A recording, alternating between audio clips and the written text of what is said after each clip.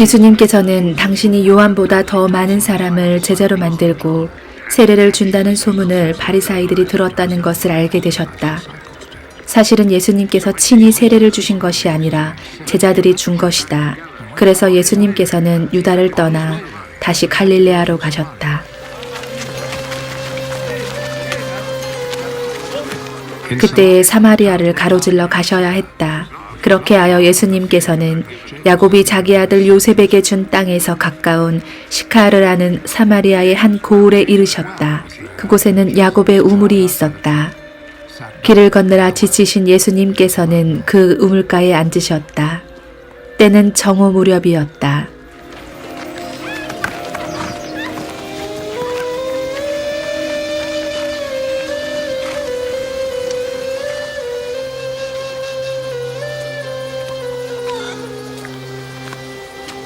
마침 사마리아 여자 하나가 물을 기르러 왔다.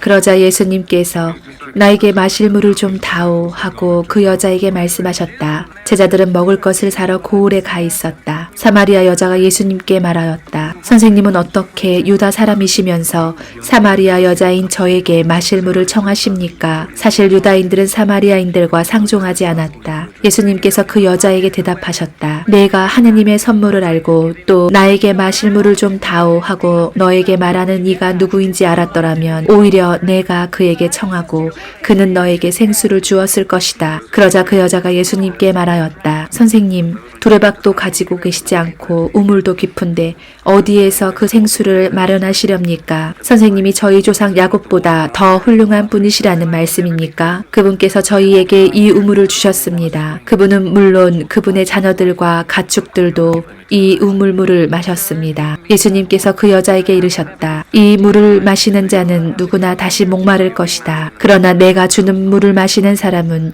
영원히 목마르지 않을 것이다. 내가 주는 물은 그 사람 안에서 물이 솟는 샘이 되어 영원한 생명을 누리게 할 것이다. 그러자 그 여자가 예수님께 말하였다. 선생님, 그 물을 저에게 주십시오. 그러면 제가 목마르지도 않고 또 물을 기르러 이리 나오지 않아도 되겠습니다. 예수님께서 그 여자에게 가서 내 남편을 불러 이리 함께 오너라 하고 말씀하셨다. 그 여자가 저는 남편이 없습니다 하고 대답하자 예수님께서 말씀하셨다. 저는 남편이 없습니다 한 것은 맞는 말이다. 너는 남편이 5이나 있었지만 지금 함께 사는 남자도 남편이 아니니 너는 바른 대로 말하였다. 여자가 예수님께 말하였다.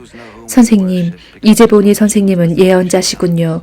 저희 조상들은 이 산에서 예배를 드렸습니다. 그런데 선생님 댁은 예배를 드려야 하는 곳이 예루살렘에 있다고 말합니다. 예수님께서 그 여자에게 말씀하셨다. 여인아, 내 말을 들어라. 너희가 이 산도 아니고 예루살렘도 아닌 곳에서 아버지께 예배를 드릴 때가 온다. 너희는 알지도 못하는 분께 예배를 드리지만 우리는 우리가 아는 분께 예배를 드린다. 구원은 유다인들에게서 오기 때문이다. 그러나 진실한 예배자들이 영과 진리 안에서 아버지께 예배를 드릴 때가 온다. 지금이 바로 그때다. 사실은 아버지께서는 이렇게 예배를 드리는 이들을 찾으신다. 하느님은 영이시다. 그러므로 그분께 예배를 드리는 이는 영과 진리 안에서 예배를 드려야 한다. 그 여자가 예수님께 저는 그리스도라고도 하는 메시아께서 오신다는 것을 압니다. 그분께서 오시면 우리에게 모든 것을 알려주시겠지요 하였다. 그러자 예수님께서 그 여자에게 말씀하셨다. 너와 말하고 있는 내가 바로 그 사람이다. 바로 그때 제자들이 돌아와 예수님께서 여자와 얘기하시는 것을 보고 놀랐다. 그러나 아무도 무엇을 찾고 계십니까? 또는 저 여자와 무슨 이야기를 하십니까? 하고 묻지 않았다.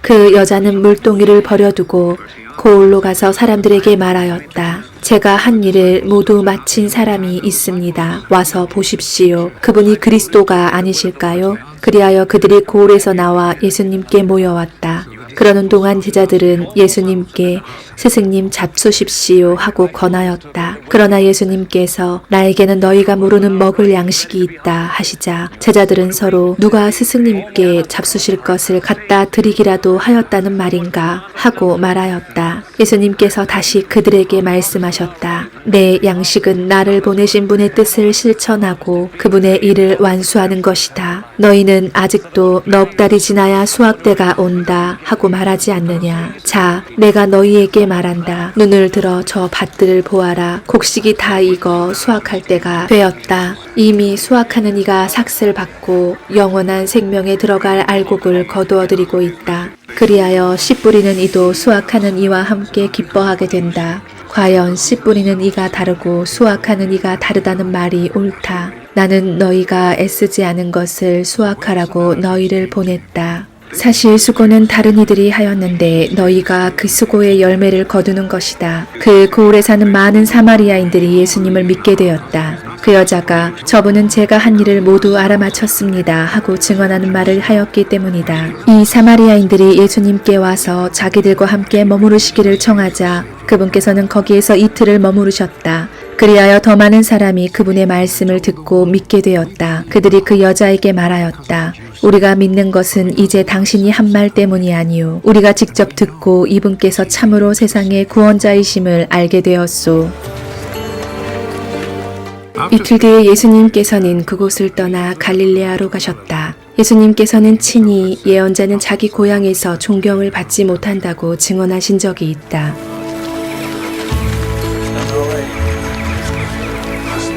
예수님께서 갈릴레아에 가시자 갈릴레아 사람들이 그분을 맞아들였다. 그들도 축제를 지내러 예루살렘에 갔다가 예수님께서 축제 때에 그곳에서 하신 모든 일을 보았기 때문이다. 예수님께서는 물을 포도주로 만드신 적이 있는 갈릴레아 카나로 다시 가셨다.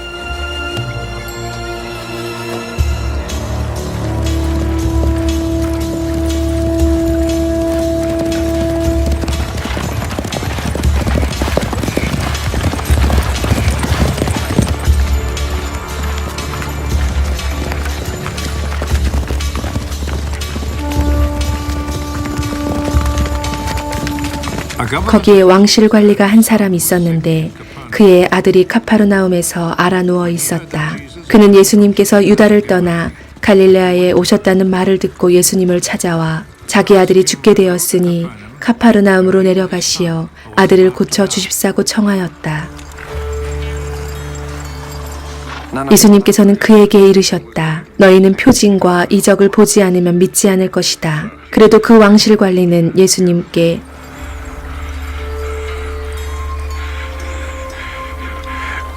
주님, 제 아이가 죽기 전에 같이 내려가 주십시오 하고 말하였다. Go. 그러자 예수님께서 그에게 말씀하셨다. 가거라, 내 아들은 살아날 것이다. 그 사람은 예수님께서 자기에게 이르신 말씀을 믿고 떠나갔다.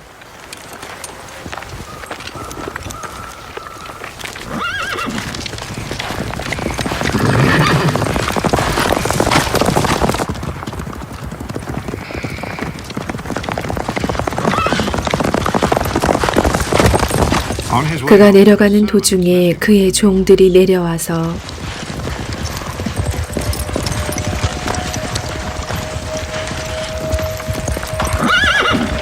아이가 살아났다고 말하였다. 그래서 그가 종들에게 아이가 나아지기 시작한 시간을 묻자 어제 오후 1시에 열이 떨어졌습니다 하고 대답하는 것이었다. 그 아버지는 바로 그 시간에 예수님께서 자기에게 내 아들은 살아날 것이다 하고 말씀하신 것을 알았다.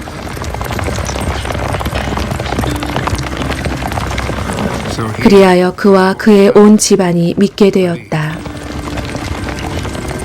그렇게 예수님께서는 유다를 떠나 갈릴레아로 가시어 두 번째 표징을 일으키셨다.